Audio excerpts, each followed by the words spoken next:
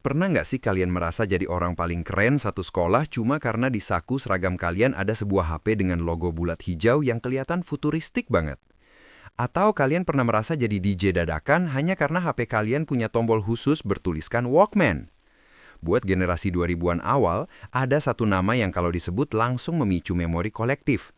Memori tentang nada dering khas, joystick kecil di tengah keypad yang sering macet, kamera 2 megapiksel yang rasanya sudah setara kamera profesional, dan rasa bangga saat mengeluarkan HP dari saku.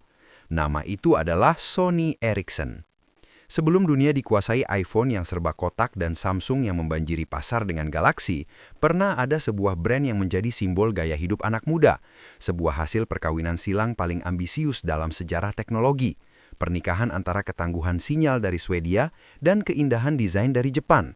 Dari pernikahan inilah lahir seri Walkman yang mengubah cara kita mendengarkan musik, dan seri Cybershot yang membuat kita merasa seperti fotografer profesional, meskipun hasil fotonya kalau dilihat sekarang penuh noise dan buram. Namun pertanyaannya, kenapa brand sekeren ini bisa punah?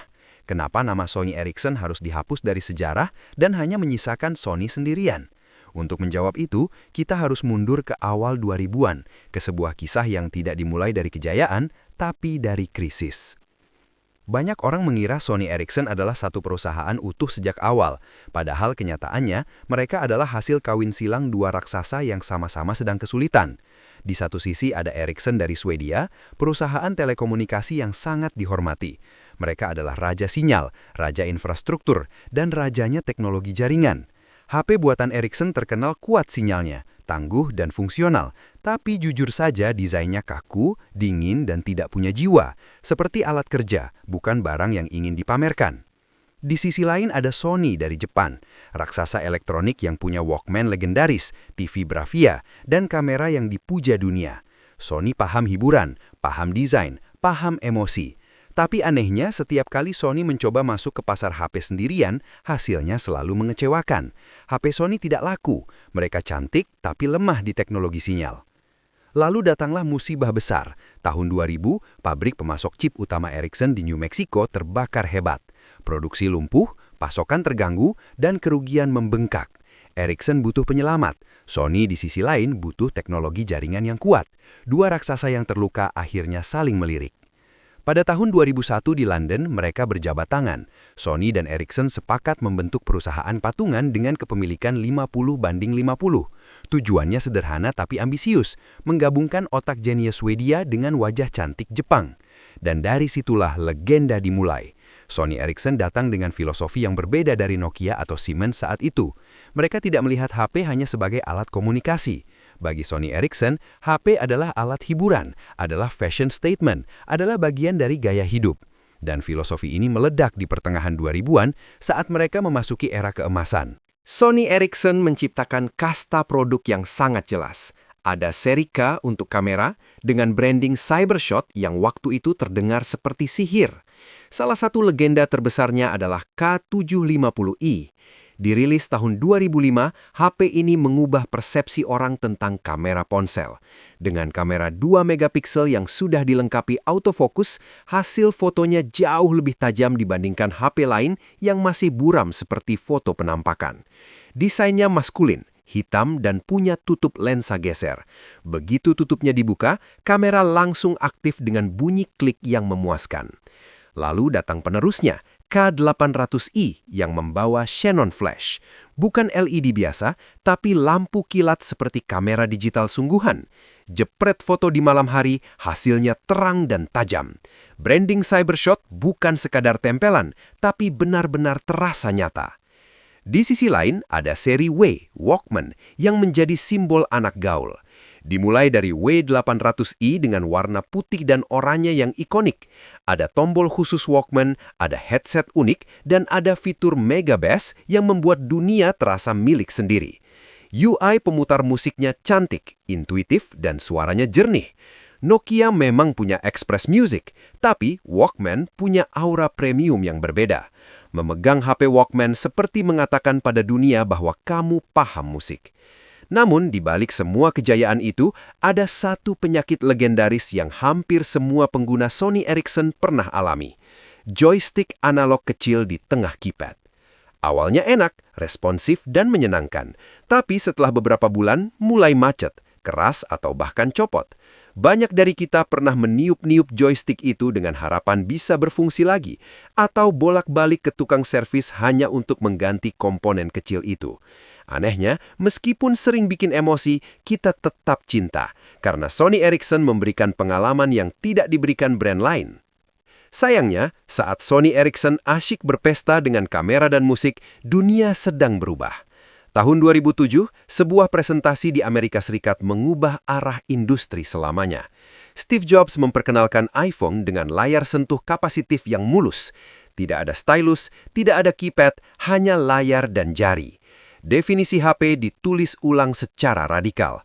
Masalahnya, Sony Ericsson tidak melihatnya sebagai ancaman serius. Para petinggi mereka masih percaya bahwa orang tidak akan pernah meninggalkan tombol fisik. Mereka yakin bahwa orang membeli HP hanya karena kamera atau musik. Mereka lupa satu hal yang dibawa iPhone, internet yang nyaman di saku celana. Padahal Sony Ericsson sebenarnya sudah punya smartphone lebih dulu, lewat seri P seperti P800 dan P990.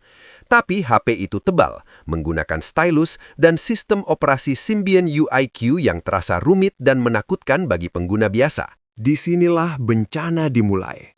Fragmentasi software membuat ekosistem aplikasi mati sebelum berkembang. Developer malas membuat aplikasi untuk UIQ yang pasarnya kecil. Saat Android muncul tahun 2008, Sony Ericsson panik. Alih-alih fokus, mereka mencoba semua sistem operasi sekaligus. Symbian, Windows Mobile, dan Android, semuanya dicoba setengah hati. Xperia X10 generasi awal adalah contoh paling menyakitkan. Desainnya indah, ikonik, dan terasa premium. Tapi softwarenya lambat, masih memakai Android Donut saat dunia sudah melaju ke Eclair. Tidak ada multi-touch, HP mahal yang tidak bisa pinch to zoom. Ini menjadi bahan tertawaan dunia teknologi. Sementara itu, Samsung datang seperti badai. Galaxy S meluncur dengan layar Super AMOLED, performa kencang, dan update cepat. Samsung tidak peduli estetika rumit. Mereka fokus pada skala dan kecepatan. Sony Ericsson tertinggal jauh. Update lambat, antarmuka berat, dan pengguna mulai kecewa. Penjualan anjlok, kerugian menumpuk, dan hubungan Sony dan Ericsson mulai retak. Ericsson merasa bisnis HP hanya membakar uang dan mengganggu fokus utama mereka di infrastruktur jaringan. Sony sebaliknya masih bermimpi tentang ekosistem besar. Dua visi dalam satu kapal yang sama tidak bisa bertahan lama. Tahun 2011 menjadi akhir dari segalanya. Sony membeli seluruh saham Ericsson senilai lebih dari 1 miliar euro. Nama Sony Ericsson resmi dimatikan pada 2012. Logo bola hijau Liquid Energy menghilang. Tinggal Sony sendirian. Sony Mobile sempat bangkit dengan Xperia Z, HP tahan air pertama yang benar-benar cantik. Mereka menjadi pelopor fitur yang kini jadi standar industri. Tapi kesalahan strategi terus menghantui. Rilis terlalu cepat, kamera disabotase oleh perang ego internal, dan desain yang keras kepala membuat Sony kembali tersingkir. Hari ini, Sony tidak mati. Mereka hanya menyepi. Xperia kini dibuat untuk segmen kecil, untuk kreator dan penggemar setia. Warisan Sony Ericsson masih hidup, meski namanya tinggal kenangan. Sony Ericsson mengajarkan kita satu hal penting. Teknologi terbaik saja tidak cukup. Tanpa strategi yang tepat dan kemampuan membaca perubahan zaman, bahkan legenda pun bisa tumbang. Dan kini, yang tersisa hanyalah kenangan tentang joystick macet, logo Walkman, dan masa muda yang tidak akan pernah terulang. Saya Faiz, dan itulah akhir dari perjalanan sang legenda. Kalau kamu, apa memori paling indah yang kamu punya bersama HP Sony Ericsson? Tulis di kolom komentar, dan sampai jumpa lagi.